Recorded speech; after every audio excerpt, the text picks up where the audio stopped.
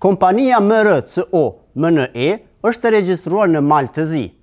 Në regjistrin e bizneseve të Malit të Zi, kemi gjetur se kjo kompani zotërohet nga një kompani tjetër që e ka seli në Beograd. Çka dim deri më tani është se babai i Naserit, Tahiri, ishte pjesë e dosjes Brezovica, ku ishte akuzuar për midhënie për ish-kryetarin e Shtërpces, Branislav Nikolić. Kontrata del se është nënshkruar në mes të LIP KS IT dhe Ministrit të Bujqësisë, Faton Peci.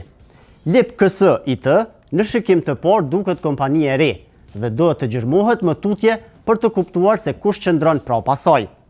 Nëse sot hynë në regjistrin e ARBK-s, ju do të gjeni që kjo kompani është në pronësi të 3 etniteteve, 2 nga Kosova dhe 1 nga Italia. Duhet me gjurmu më thellë për me kuptu se çka ka ndodhur me historikun e kësaj kompanie. Me një kërkesë për qasje në dokumente publike, e kemi siguru historikun e aksionarëve të kompanisë. LIP KS IT është themeluar me 23 shtator 2024, 5 ditë pasi AOV e kishte hapur thirrjen publike. Atko, LIP KS IT ishte në pronësi të 3 etniteteve.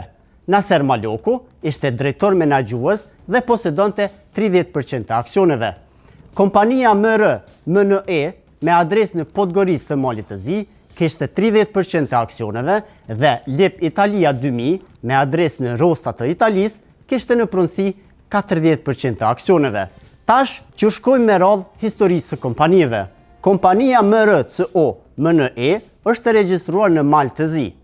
Në regjistrin e bizneseve të Malit të Zi, kemi gjetur se kjo kompani zotërohet nga një kompani tjetër që e ka seli në Beograd, me emrin MRCO dhe pronari i saj është Muamer Ragipović. Sipas regjistrit të bizneseve, kompania që i kishte 30% të aksioneve në fabrik, i ka një punëtor në Malë të Zi dhe 4 punëtor në Serbi. Kompania e dytë e shoqërisë me përgjegjësi të kufizuara ishte kompania LIP Italia 2000. Kompania e cila në kërkimet në internet del që ka përvojë në përpunimin e mbetjeve shtazore. Ortaku i tretë në këtë biznes është Naser Maloku, i cili është edhe drejtor menaxhues i kompanisë. Në kërkimet e regjistrat e hapura del se Naser Maloku është djali i Tahir Malokut, pronarit të kompanisë Fitoria nga Ferizaj. Naseri është edhe antar i bordit të kësaj kompanie, që zotron disa biznese në Kosovë.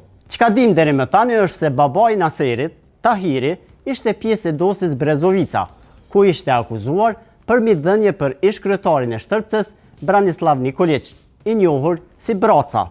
Ky person ishte njeriu kryesor i listës serbe për rajonin e Shtërpces për disa vite.